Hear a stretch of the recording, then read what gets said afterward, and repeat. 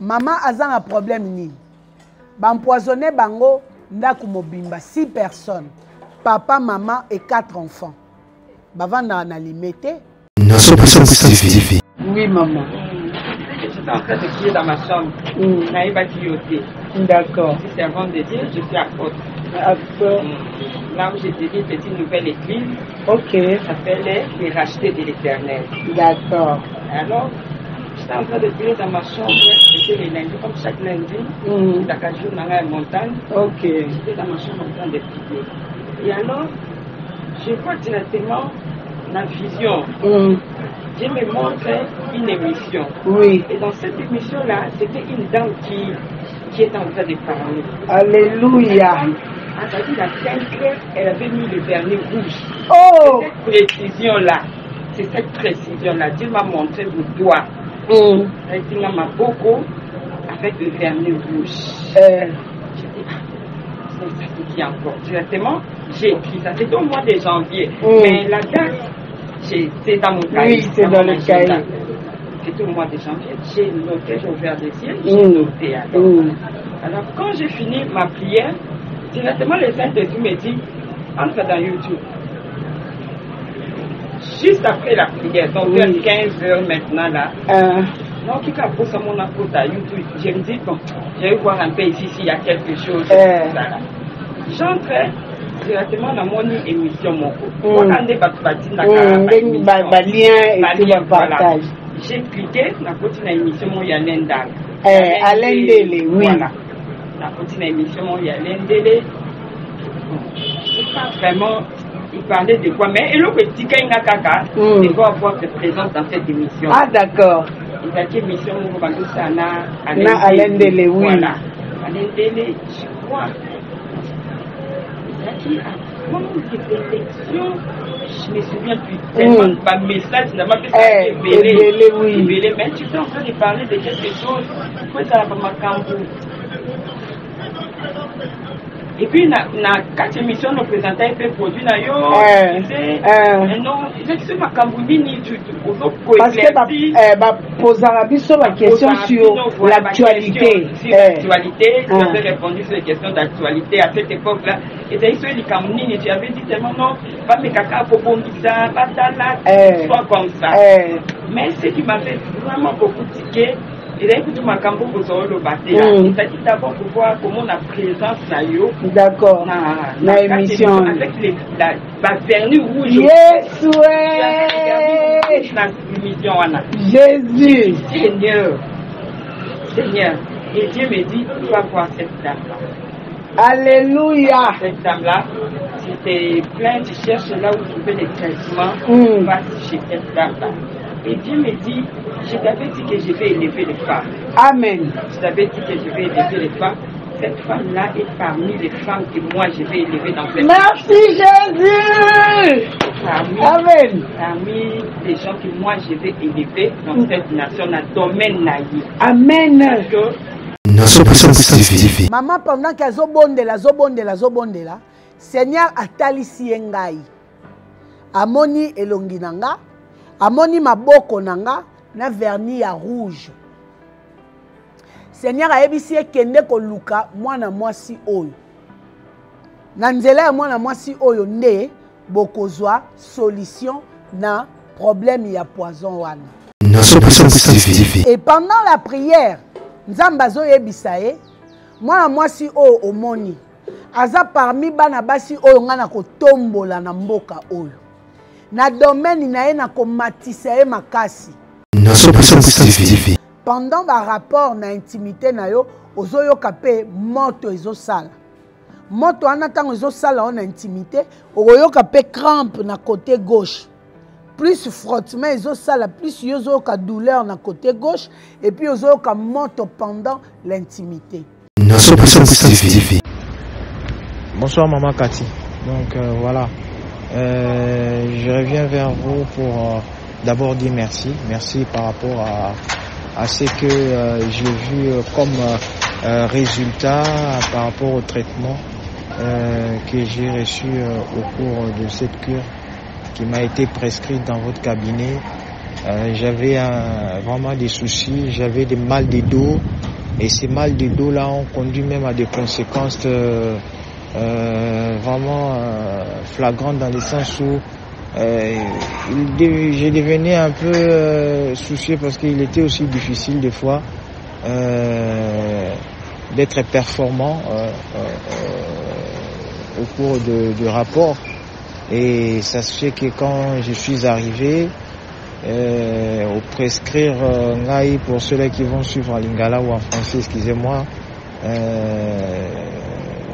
ces traitements-là ont été efficaces. Vraiment, mes chers frères, mes chers bien-aimés, je vous dis, c'est vraiment quelque chose que je loue Dieu par rapport à ça. Ça a eu des résultats vraiment positifs, des résultats escomptés, parce que j'ai vu moi-même le bienfait. Le bienfait. Maman Nzambe vana à Pambola ou na musalo ozosala. Ceux qui peut-être bazo doutaient un peu jusque-là de venir pour essayer de se faire soigner.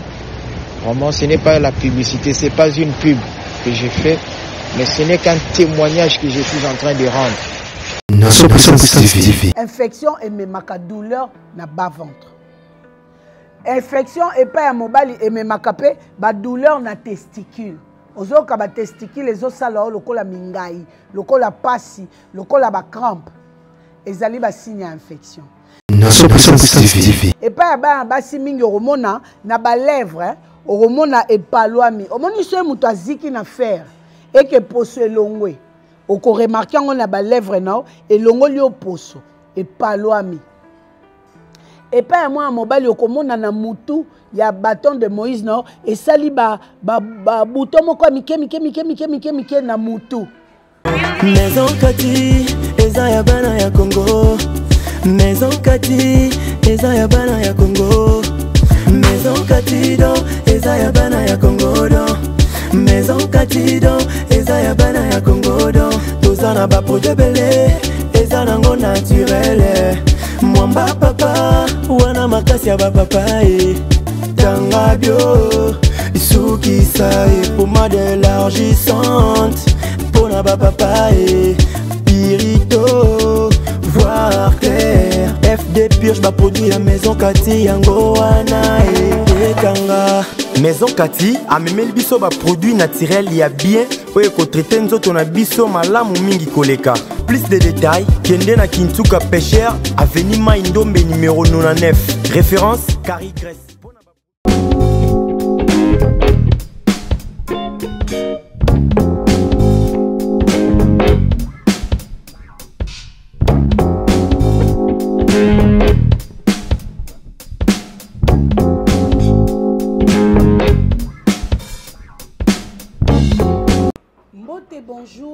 Bonjour, ici par là, Mbote Nabino, Bisika Nyonso Bozali, Ezali Abino Maman Katimunga, Oazali Bongo la naturothérapeute, Oazali ko soigner au moyen de plantes naturelles. Nazali Bongo na commune Yangaliema, na quartier Kinsuka Pêcheur, avenue Maindombe numéro 99. Référence Carrière Carrie Grèce. Kuna Nazali Koyamba tous les jours de 7h30 à 9h30. Consultation, ils allaient bon à 15 000 francs congolais, et 10 $ pour la bande de cognon, soit on va consulter Kabiso na téléphone, soit aux na province, aux à l'étranger, to aux ali na possibilité te ya kokoma sur place, consultation on les ali na 10 $. Deuxième bureau nanga ils na commune ya Kalam, na quartier Matongé, na avenue Ikelemba numéro A9. Kuna Petoza Koyamba tous les jours de 12h30 à 15h30. Consultation locale à Momesano, 15 000 francs congolais. Paye 10 $ pour la bandeko ya province, bandeko à l'étranger, bandeko bazan a une disponibilité à Kokoma sur place. Abonnez-vous massivement na Nation Puissante Télévision. Bo s'abonner kaka ya pa mateme, bo aimer ba vidéo, bo commenter, bo partager, bo tala vraiment ba vidéo pour na ko bakisa nombre de vues, pour na ko sécuriser ba vidéo na biso en ligne. Bo zali ebele na lingi peto sala maximum ya ba abonnement maximum ya ba partage pour na ko aider bandeko nyonso oyo ba kolanda biso. pe bakozwa libaku ya koyoka information oyo. En tout cas nazali na esengo mingi po nayebi ke bozali ebele kuna na ba téléphone na bino, na ba tablette, na ba ordinateur, pe na ba télévision na bino pona kolanda biso. Lelo émission o na ye na esengo makasi po Nzambe asali makambo ya minene pe makambo ya kitoko. Na kozala penza mokuse na makambo nazoloba, me bino moko bokomona pe boko vivre eloko nini Nzambe aza kosala kati na musala na biso. Yango wana nasengi na bino abonnement massif na Nation Puissante Télévision, plusieurs d'appels sur le numéro de plus 243 82 20 012. Avant ya kokota na kati ya sujet na biso, na kosenga na bandeko oyo baza kolanda biso to landa na nupibe bongo tokozonga juste après. Maison Kati, eza ya bana ya Congo. Maison Kati, eza ya bana ya Congo.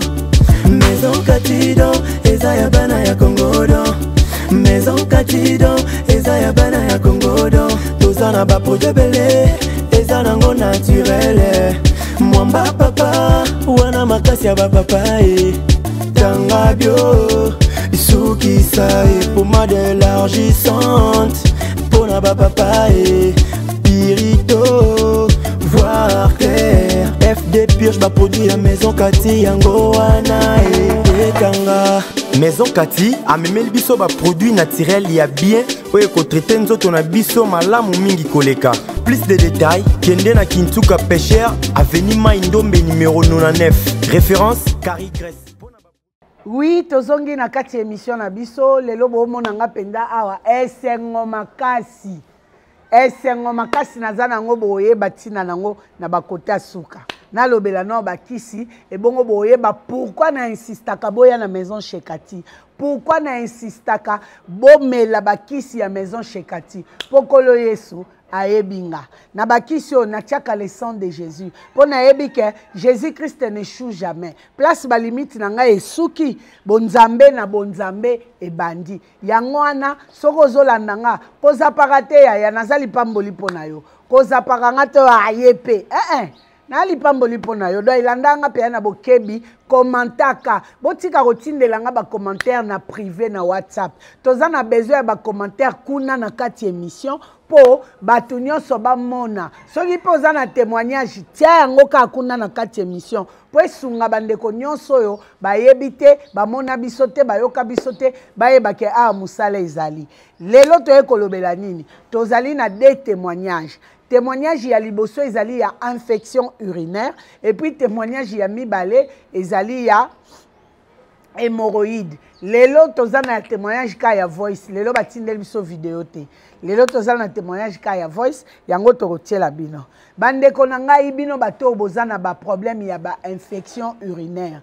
Bino bato boza na ba mikusa na nzoto, ba bibwen koma ko bima opamba pamba, ba makwanje koma ko bima opamba pamba. Yaka koyoka eloko nini esalaka ke yo ba makwanje bimaka yo, ba mapalata, ba bibon, ba biloko moko ya ndenge na ndenge o ezotia yo nzoto mokosa.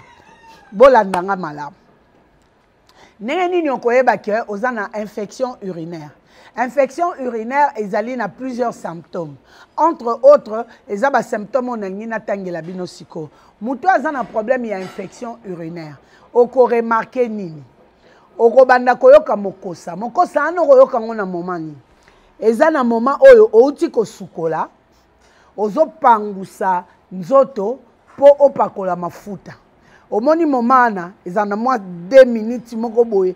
Oyoka mokosa nzoto mobimba okwanya oyokimba moko okwanya nzoto en désordre et puis na ba moment on atangi wana tangu yo pangusi nzoto olingi opakola mafuta entre mafuta na kopangusa mokosa moko yaka na katikati wana so ucho sukola eza ba premier signe o elakisaka ke infection ezali.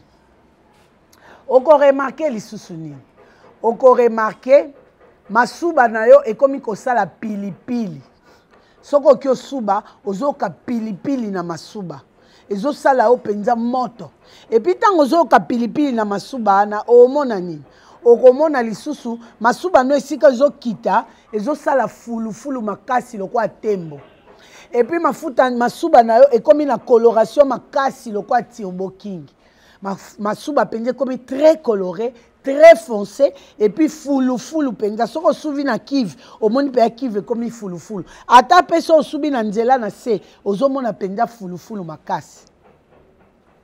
En dehors de ça okoyoka pendant ba rapport na intimité na yo ozoyoka pe moto ezosala moto wana tango ezosala na intimité okoyoka pe crampe na côté gauche plus frottement ezosala plus yozoyoka douleur na côté gauche et puis ozoyoka moto pendant l'intimité.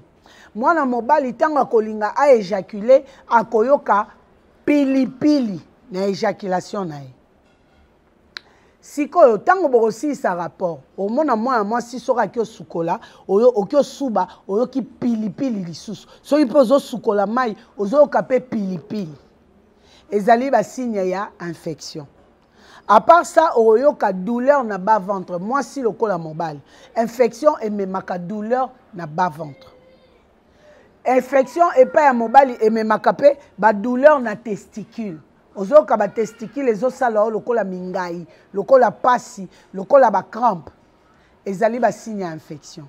Mais soko négliger ba côté wana nyonso okoya ko remarquer makwanze komo bimao na maboko boye makwanze komi ko bimao na makolo makwanze komo bimao na couloir madiankoko makwanze komi ko bimao na ba partie intime et pas ba basi mingi romona na ba lèvres oromona epaloami omoni so muto aziki na faire et que poso elongwe oko remarquer ngo na ba lèvres na elongo li oposo epaloami et pas moi mobali okomona na mutu ya bâton de Moïse na et sali ba bouton moko mike na mutu oko remarquer lisusu nini okomi na ba bibon ekomi ko bimayo na ba partie intime ba bibon ba makwanje sali yo na ba testicule et pas na bana basi na ba lèvres au mona poso et palwami lokwa mutaziki na fer oko remarquer ba bibon et comme bimayo na ba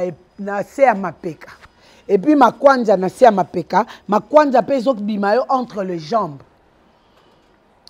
ba makwanja ana eza ba signe ya infection et bando sala eboti mai soko toboli mai wana ebimi su côté mususu soko toboli mai wana ebimi su côté mususu wana siko penza infection ekoti makasi mususu pe omona ebimisa ba chungidisu infection pe ebimisaka ba chungidisu ba kongo ba benga ngo chungidisu na ebite na lingala so kombo yango ezala nini nga ebi onkana komba chungidisu ebimisa pe chungidisu sikoyo moi si oko remarquer ba perte blanche na yo au lieu la pembe et comme blanc cassé et comme jaune pâle moi na mobali oko remarquer au lieu sperme na yo ezala concentré ezala lokola crachat et comme blanc cassé et puis et comme mai au lieu ezala gluant soko sala boye et sala lokola miyoyo lokola crachat volimbisa muke et kozali sou gluante et comme mai et comme pepele ezali babiloko yo infection ememaka sikoyo infection eyaka ndenge nini to continue na deuxième partie wana ya liboso na pesa kibino ba signe nini okoyeba ke oza na infection siko na lingi na talisa eloko nini ememaka infection eyaka soki ozolata kaleson moko plusieurs jours mingi ba mibali en tout cas yaya bolimbisanga kote na bozaka makasi ba mibali balataka kaleson moko ata une semaine abeteli yango bali akena ngo musala asukoli nango na mbula alali nango azolata ngo kaka or ba mibali mingi bazala so bakyo suba aningisi ka bâton de Moïse alati na kaleson izana suna moi 2-3 gouttes moko yaka okita na kaleson kaleson komi solangai kaleson komi sola monyuku kaleson komi sola mukoshi mais olata ngo kaka o senti kaleson komi kilo parce que et entassé mutoki et entassé masuba et entassé moi ba sperme ebimaka na tongo na ba 4 heures wana nyonso senti pe kaleso moi mobile comme kilo mais aola tango kaka ba biloko wana ba habitude wana ememaka infection ko suba na banzela ba mibali mingi bakenda suba na banzete amoni pe nzete e koma chocolat likolo masuba baninga ye pas ya bakisi ya eka likolo wana pendant que yozo suba échange wana et memela infection ba chauffeur na ba receveur na ba wewa ba suba na mupandia pneu ne tamboli kishasa mobimba enyati biloko ekoki konyata ba poto ba fulu ba nye ba maya salite ba egu yopo ye osubika wana yango pe ememaka ba infection en dehors de ça kosuba na ba terrasse na ba caniveau bana mibali mingi na ba terrasse surtout ba terrasse na biso ya Kishaso so ba bwaka ika mai na tongo esili ba ya obwaka isuma ilobi na tongo ozo kota pe na toilette ozo ka acide masube betio esali o misu pasi esali o zolo pasi e kausi o mungongo me akeko suba ka wana biloko wana pe ememaka infection urinaire okozwango lisusu ndenge nini na rapport sexuel non protégé mwasi moko mibali 4 mobali moko basi 7 aye a akoti okongoli infection ingidite ya bibiche ya angele ya iget nyonso na nzoto ya mutu moko interchangeabilité wana ememaka infection yango nde ememaka ba gonocoxie ba syphilis ba staphylocoque mélange ya ba partenaires plusieurs partenaires sans se protéger ememaka infection pe okoki kozwa yango na ba objet tranchante na ba mbeli na ba gilette na ba tonga ekoki pe kopesa yo infection urinaire siko yo mwana mwasi tango okomi na moment wana ya ba infection urinaire omona sexe na yo efungwami ekomi munene eza lisusu na elengi te ekomi kobimisa mai moko boye ya chocolat to ya jaune mai wana solo soki mwa litanga nango etangi na kaleso chunga dia sarti ekobimisa mai wana eza solo après okoya koseplendre nga mobali nanga alinga kosala nga cave te cave na solo atomsona kopoloza nango entre les jambes aosala ngo ndeni bolimbisa nga bandeko moni mo elanga ya moi secousse ya grippe bo comprendre mais tetanga onyatango seka na sisi ya tetanga match esili babiloko wana nde ememaka ba infection bakaleson o bozo tanda na singa bozo repasser te banzindi bazo sumbela ba fourmi bazo leka likolo sans être repassé ememaka infection ba jeune fille bazara na habitude ya kotanda bakaleson na douche ezui moite ezokauka na humidité ememaka infection. En tout cas, bosala bokebi na makambo na lobi, bokomona que Mama Kati azalaki na raison. Yango wana na kosenga na la radon, a balancé le biso témoignage yande kona biso en direct de l'Allemagne, o azalaki na problème ya infection. A umeli na yango mingi. Azomela kisi ezozonga kaka, azomela kisi ezozonga kaka. Ndena eko ebisa e, ozomela na kisi bien, mais partenaire na yo azomela te. Yo melio komi sen mais partenaire na yo infection oyo tikaki ezaka akuna tango yo si bozongi sous na relation infection kozonga kaka cette fois-ci na pesi ekisi na pesi mwasi na ekisi et puis na ebisi eboy bwaka ba slip na bino nyonso po infection sali une année ezongi ba slip na obwaka ba kilote de chambre bwaka mwasi na obwaka ba caleçon mwasi na obwaka ba cycliste. Yo zalaka na cycliste c'est toboki belastique c'est sili et bimi de bambuma fièvre mais ozana ngo kaka na ebisi bango ba bwaka basomba ba slip ya sika ba cycliste ya sika et puis ba banda traitement yango moni témoignage neza moi mulai parce que koka moi ke ameliki semindele kuna na Allemagne boy titi azui nango solution te yango ayeli komela pirito kisi oya meli yango ya balancer na nous pub ya ndeko na biso Allemagne wana après tozonga Bonsoir Maman Cathy. Donc voilà, je reviens vers vous pour d'abord dire merci. Merci par rapport à ce que j'ai vu comme résultat par rapport au traitement que j'ai reçu au cours de cette cure qui m'a été prescrite dans votre cabinet. J'avais vraiment des soucis, j'avais des mal de dos et ces mal de dos là ont conduit même à des conséquences vraiment flagrantes dans le sens où j'ai devenu un peu soucieux parce qu'il était aussi difficile des fois d'être performant au cours du rapport. Et ça se fait que quand je suis arrivé, au prescrire Ngai, pour ceux-là qui vont suivre en lingala ou en français, excusez-moi, ces traitements-là ont été efficaces. Vraiment, mes chers frères, mes chers bien-aimés, je vous dis, c'est vraiment quelque chose que je loue Dieu par rapport à ça. Ça a eu des résultats vraiment positifs, des résultats escomptés, parce que j'ai vu moi-même le bienfait. Le bienfait. Maman Nzambe vana à Pambola ou na musalo ozosala. Ceux qui peut-être bazo doutaient un peu jusque-là de venir pour essayer de se faire soigner. Vraiment, ce n'est pas la publicité, c'est pas une pub que j'ai fait, mais ce n'est qu'un témoignage que je suis en train de rendre. Vraiment, n'hésitez pas, j'ai vu comment Dieu a guéri. Ces traitements-là, même pour les hommes, même pour le problème d'érection, même pour le problème de dos, je pense que je suis un témoignage vivant. Je suis un témoignage vivant et je vous dis très bien que j'ai vu des résultats.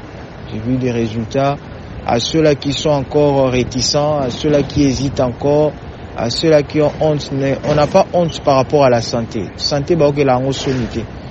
Donc, voilà. C'est pour diffuser cette information à tous mes bien-aimés.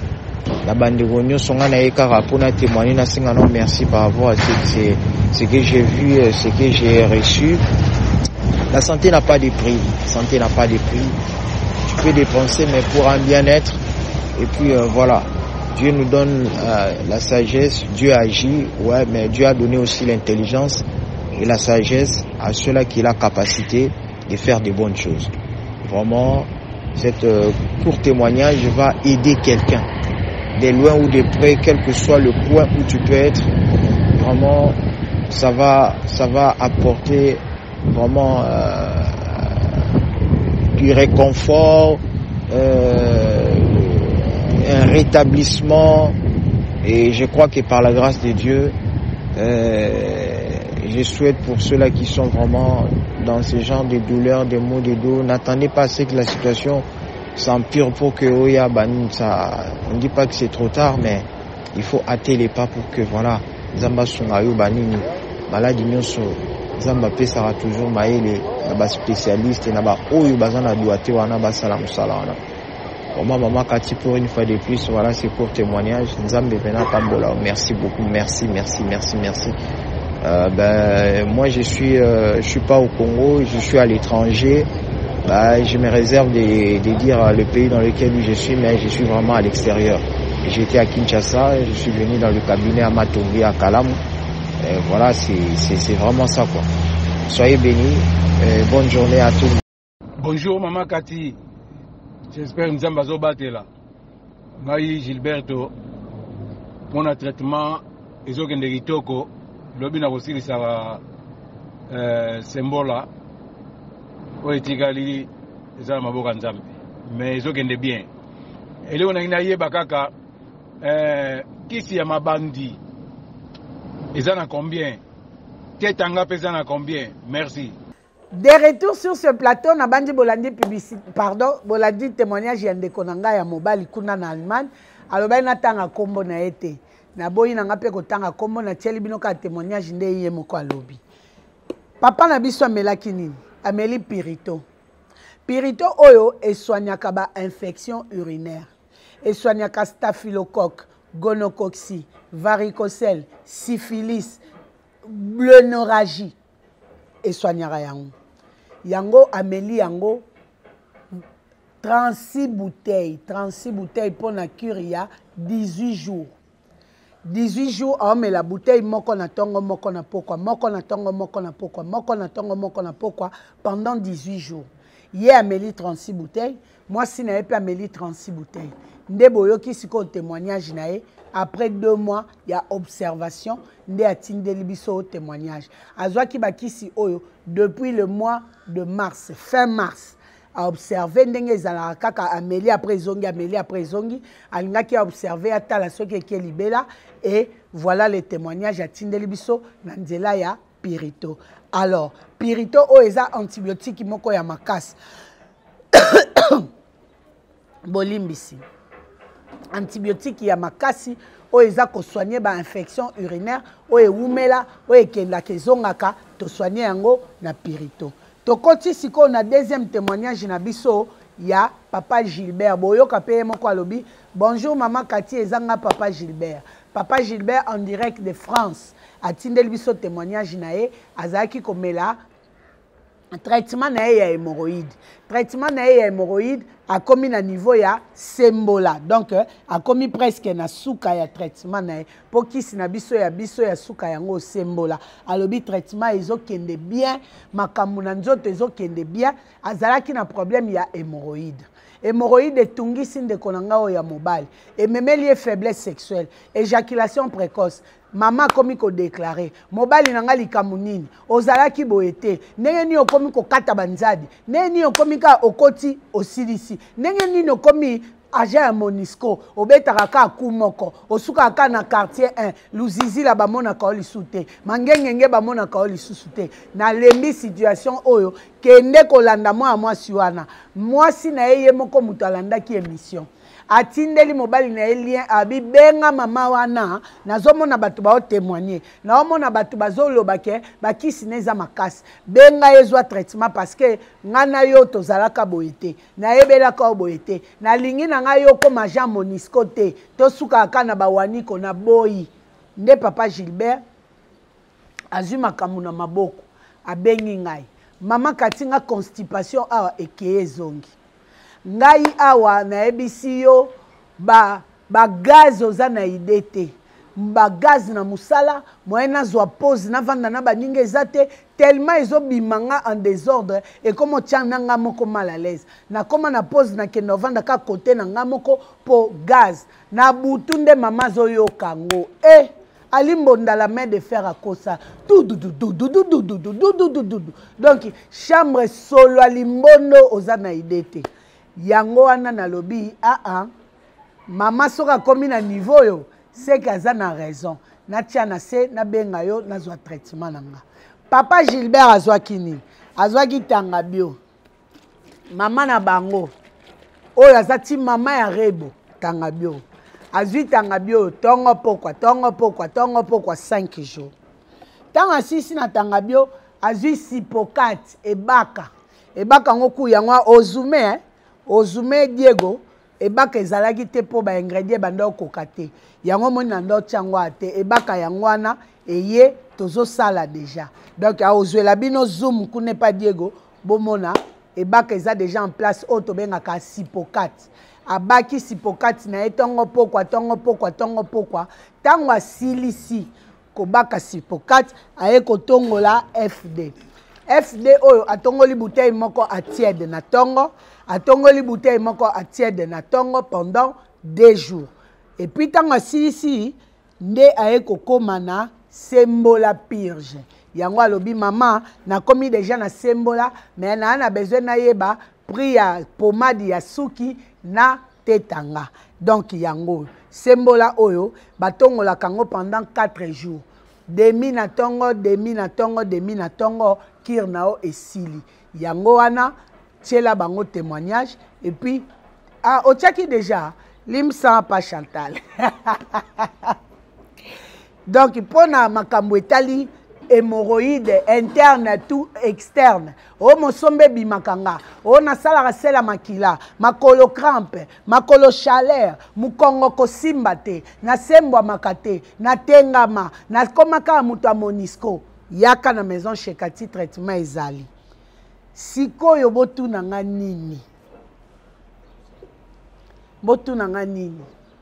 o makambo nazoyebisa bino makambo Saint-Esprit asali na mois de janvier ya année oyo lara drone nga na oloba mingi te tia témoignage bon na ozonga na expliquer bango eloko nini elekaki. Oui maman.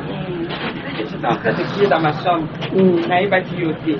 D'accord. Je suis servante de Dieu, je suis apôtre. Là où j'ai dit c'est une nouvelle église. Ok. Ça s'appelle les rachetés de l'Éternel. D'accord. Alors, j'étais en train de prier dans ma chambre. C'était les lundis, comme chaque lundi.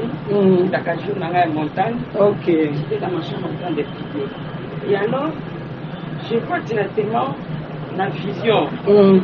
Dieu me montre une émission. Oui. Et dans cette émission-là, c'était une dame qui est en train de parler. Alléluia.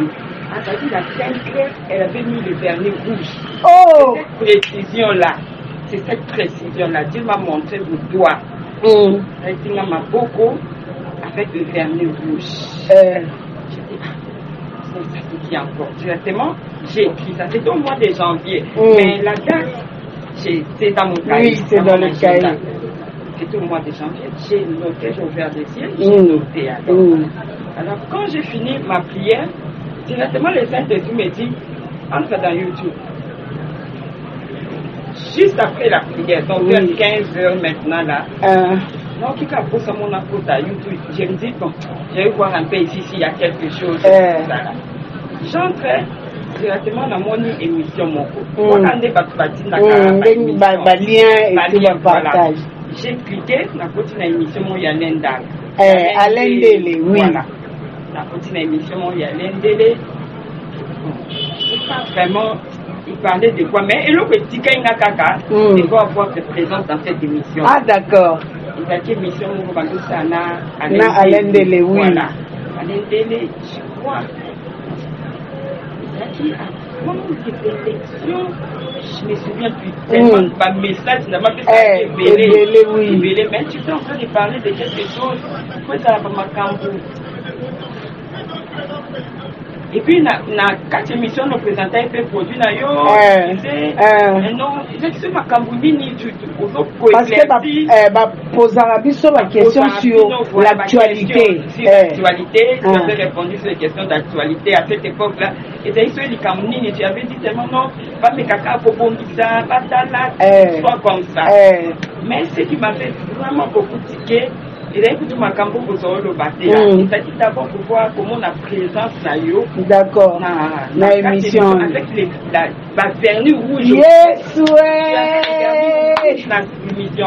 Jésus. Seigneur. Et Dieu me dit, tu vas voir cette dame-là. Alléluia. Cette dame-là, si tu es plein, tu cherches là où tu fais des traitements, va chez cette dame-là. Et Dieu me dit, je t'avais dit que je vais élever les femmes. Amen. Je t'avais dit que je vais élever les femmes. Cette femme-là est parmi les femmes que moi je vais élever dans cette Merci Jésus. Amen. Parmi les gens que moi je vais élever dans cette nation, dans le domaine naïf. Amen. Oui, Bandeko Balandi. Eza malamu yeso eba yo. Chef de l'État soit ebio, eza mabete, eza pe na ba avantage nango. Oyeba na ministre, eza pe na ba avantage nango. Oyeba na bourgmestre, au gouverneur, au député, en tout cas, eza pe na ba avantage nango. Mais avantage ya koleka makasi, eza yeso ayeba yo. Bandeko nanga témoignage yo boyoki. Maman oyo, lelo toza journée. Lelo toza mercredi. Maman oyo ayaki na bureau nanga lundi. Lundi ka ya semaine oyo. Maman oyo aza apôtre. Kombo na ye apôtre Élysée. Maman aza na problème nini?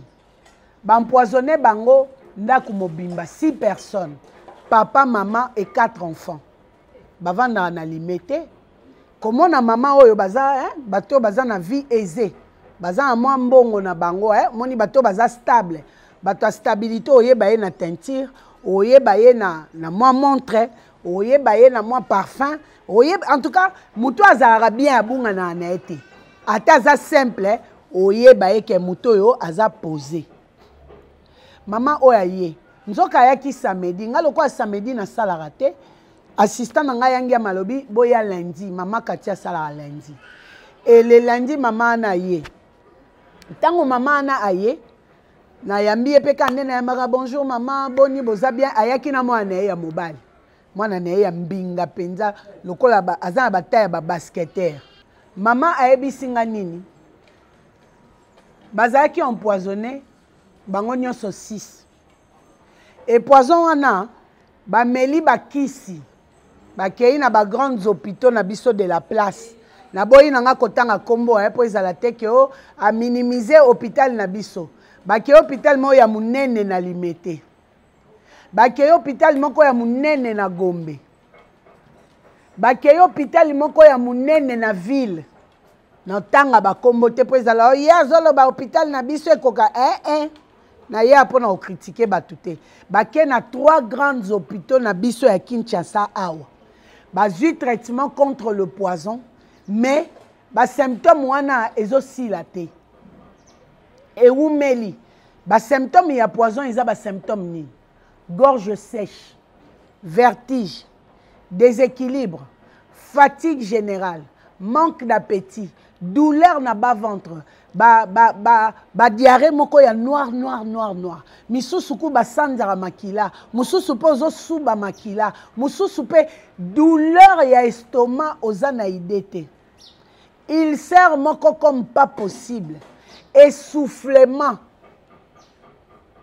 maux de tête ekeye zongi bas ventre kutu koloba te donc ozoyoka ba sensation moko boye soyi na munoko ezate kotoka ndenge totokaka boye ya soko ozotoka kumisa nzambe otoka te poso ekauki baporo ndenge madusu ezomona na mwa mike boye ya yo ekomi lokwa batiango nsima ebouche bolimbisi mama na bana na ye bazwi traitement na 3 grands hôpitaux contre le toxine changement et salamité.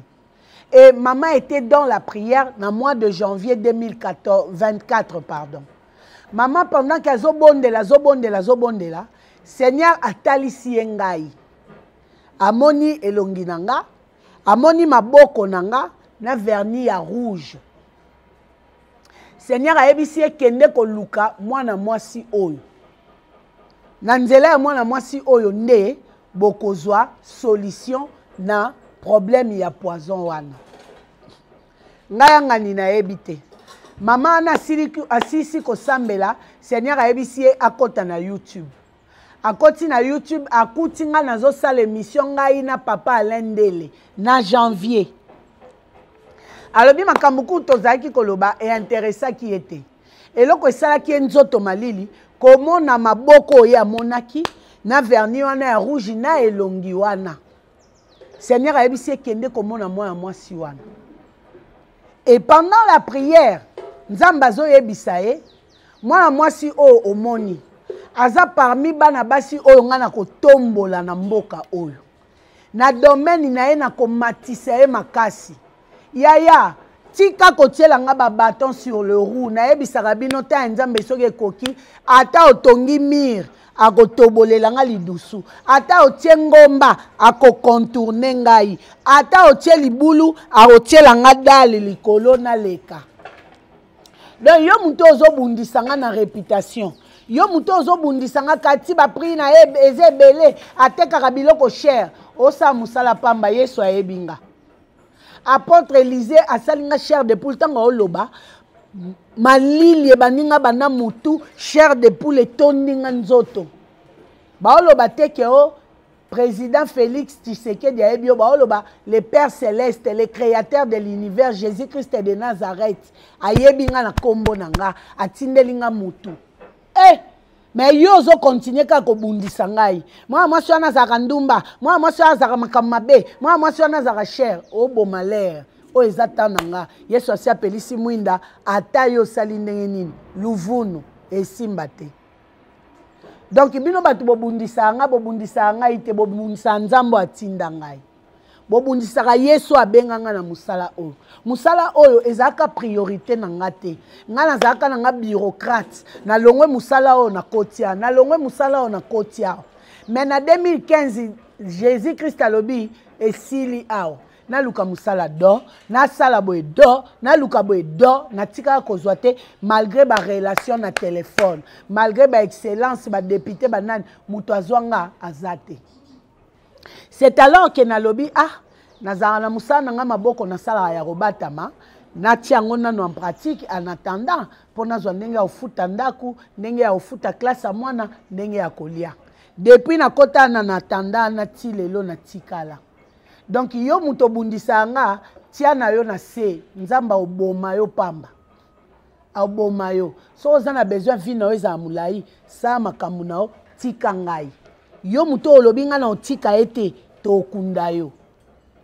Donc témoignage yo na kaboli yango na bino po bomona ke musalo na salaka ngonga morote na salaka na chimiste numéro 1 o ezali Jésus Christ de Nazareth. Yango wana na pesi merci na apôtre Élisée nzamba pambola yo asala na yo lisusu makambo minene amonisa o lisusu o misu na ona ne monate. Merci na Lara Drono azaki derrière la caméra.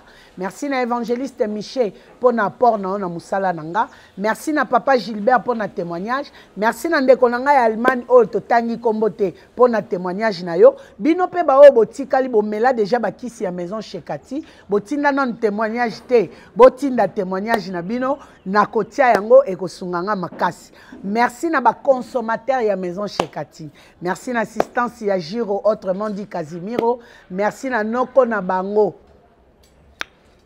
Diego Maradona Yemoko attaquant de pointe. Merci na Mama Alliance pour l'assistance na yo. Soki kolo yeso azongi tende to monani mbala ya sima. Partagez massivement message comme na tous les 4 coins du monde. Botika nango bino moko te bo partager po ba yeba makamuni nzamba osala nanga ezala te ko asimba kisi yeso alobi otombola nga yawa na moni bino te. Bozela te tant na otombo mabolo ba bakata njoloko luvunu. Maison Kati, eza ya bana ya Congo. Maison Kati, eza ya bana ya Congo. Maison Kati do, eza ya bana ya Congo do. Maison Kati do, eza ya bana ya Congo do. Tozana ba projet belé, eza nango naturel. Mwamba papa, wana makasi ya ba papa Tanga bio, suki sa pommade élargissante. Pona ba papa Pirito, voir clair. FD Purge ba produit la Maison Kati yango wana Tanga. Maison Kati a même le biso ba produit naturel ya bien po eko traiter nzoto na biso malamu mingi koleka. Plus de détails, kende na Kintuka Pêcheur, avenue Maindombe numéro 99. Référence Carrie Grèce.